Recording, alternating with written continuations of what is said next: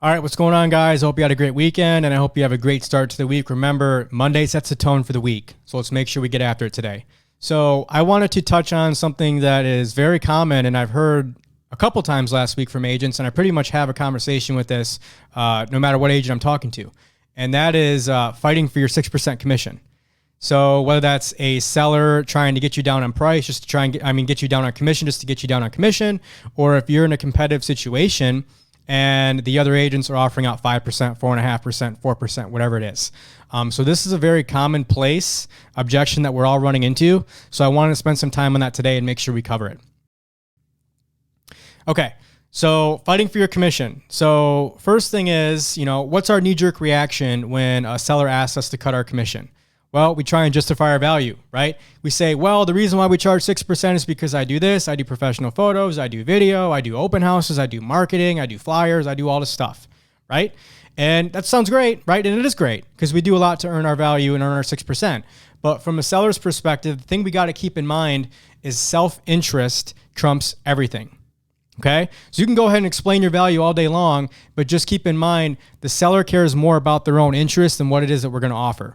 And so what I mean by that, as opposed to attacking it from an angle of, hey, this is why I charge 6%, here's my value, this is what I do, blah, blah, blah, blah, blah, we want to appeal to their self-interest. And so what that may sound like is, well, I can appreciate the fact that you want me to do it for less, but can I tell you why that concerns me, Mr. and Mrs. Seller? Well, why would that concern them, right? And so we're going to go into the marketability, because what that really means is if I do it for 5%, now that may hurt our marketability, because now as opposed to offering out the standard market rate of 3%, I'm now offering out 2.5%. Okay.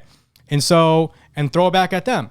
So Mr. and Mrs. Seller, if you were a buyer's agent and you were representing a buyer and you saw that your neighbor's home, you could make the full 3% on, or you saw your home, which you're going to make 2.5% on, which one would you show first?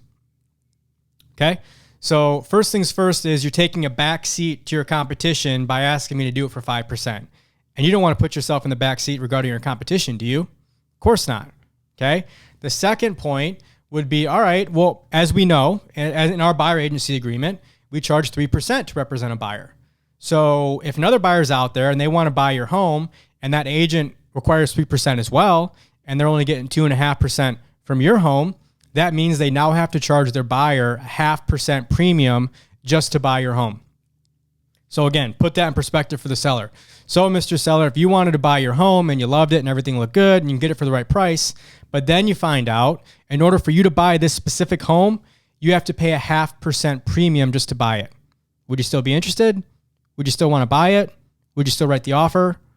So these are things that come into play, right? That they never think about or they never hear because no agents ever tell them this. Okay. So it's going to put a backseat to us, and regarding a competition wise, you're going to essentially help your neighbor sell, and it may require the buyer to cough up an additional 0.5% just to purchase your home for a premium, which most buyers will not want to do.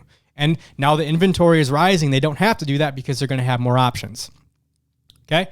So the other thing you want to take a look at is, well, hey, if they throw out the clever idea of, well, can't you just keep 2% for yourself and then offer out 3% to the buyer's agent so that way we're good? Not realizing they just insulted us to our face, but hey, it's okay. So, all right, if you want me to offer out 3%, but then you want me to keep 2% for myself and take a 1% discount, I would have to ask you, what would you like me to sacrifice in your marketing budget? Because I'm not going to have the same marketing budget of 2%. So would you like me to sacrifice professional photos? Would you like me to sacrifice professional video? Would you like me to sacrifice my professional marketing? What would you like me to give up? Okay. So like I talked about in the last video, negotiation 101. If someone's asking you for something, you should in return ask them for something. So when you do it like that, it may cause them to second guess their ask and may actually cause them to revoke it all in all. Okay. So if you want me to do it for 2%, what would you like to give up? Okay. So now the other aspect of this is, all right, well, what if you're in a competitive situation and another agent's offering to do it for 4.5%, 5%, 4%, whatever it is? All right.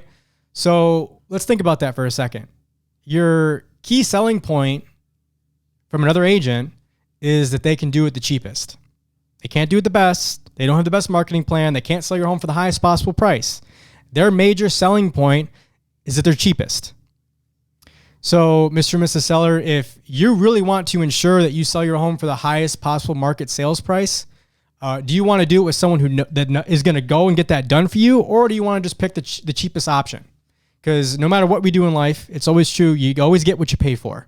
Okay. So if you hire a discounted agent, you should expect discounted service. Okay. So that's another key part of it. But again, it's negotiation, right? You have to learn to negotiate, whether it's for your commission, regarding your price when you're representing your seller, for inspection repairs, all this other stuff. It's negotiation. You have to work for your commission. So, all right, let's say we go through all this and the seller is still stuck on you doing it for 5%. There's no other way that they're going to list with you unless you do it for 5%. So now you have to make a judgment call. You have to make the decision whether or not you want to go down this road and do it for 5%, or if you want to turn down the listing because you only do it for 6%. Now, my personal feelings on this is I would turn it down. I'm not listing a home for 5%. And I'll tell you why. So I'll take you back early on in my career. I was about 2 years in the business, and I took it for sale by owner listing. Now I worked hard for this one, followed up, took me about a month to really get them. And I landed a listing for $400,000. But the seller was a retired attorney, and he told me the only way he would list is if I did it for 5%, and he had already generated an offer from a buyer, but the offer was so low that he just rejected it. So he was at about $400,000, and the buyer came in at like $330,000, $335,000, I think.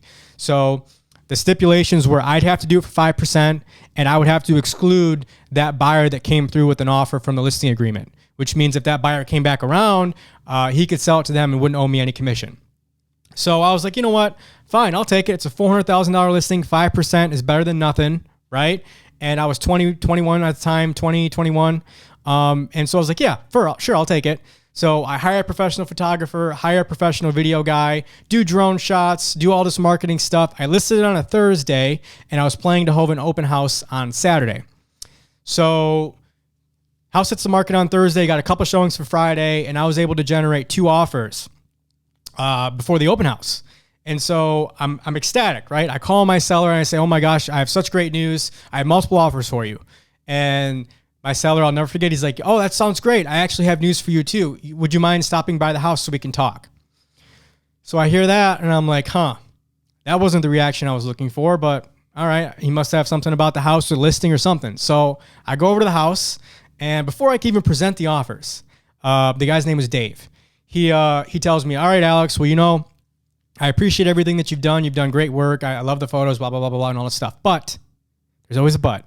But I just want to let you know that buyer that I excluded from the agreement actually came back around and wrote up an offer that was much higher than his original offer, and we decided to accept it. So before I could present the offers, before he even knew that I had a full price offer for him, he accepted another offer. Okay? So after going through that experience, I was like, you know what? If a seller's only want to list with me for 5%, I mean, they're telling me up front they don't value what it is that I do, because they don't see the value enough to be willing to pay for it, and they're probably going to be difficult. And plus, if I do it for 5%, now I have to offer out 2.5% to the buyer's agent. The buyer's agent's not going to be happy because they're going to have to take a discount, or they're going to have to ask their buyer to cough up another 0.5%, and the whole transaction just doesn't go well in my past experience. So for me personally, I don't want to deal with it. I would rather just not even deal with it. And if you tell me that there's no way you're listing for me at 6%, 5% is the only way, then you know what? Best of luck. I wish you well, but it doesn't make sense for us to work together. So you personally have to make that judgment call based on where you are at in your business. But just know this, you have to fight for your commission. No seller is going to have you come into their house and say, yeah, 6%, that sounds great. I'll pay you that. Hey, why not 7%? It's never going to happen. Okay. So expect that battle, especially in a competitive situation when you're competing with other agents, because that is their main selling point, because they don't know how to sell, they have no value, and they're desperate. So they're going to offer out to do it for the cheapest rate. So prepare and know that going in, so that way you know how to handle it. So I gave you guys some objection handlers on how to handle that. Use it, listen to it, write them down, practice it, so that way when you go out in your presentations, you guys are prepared.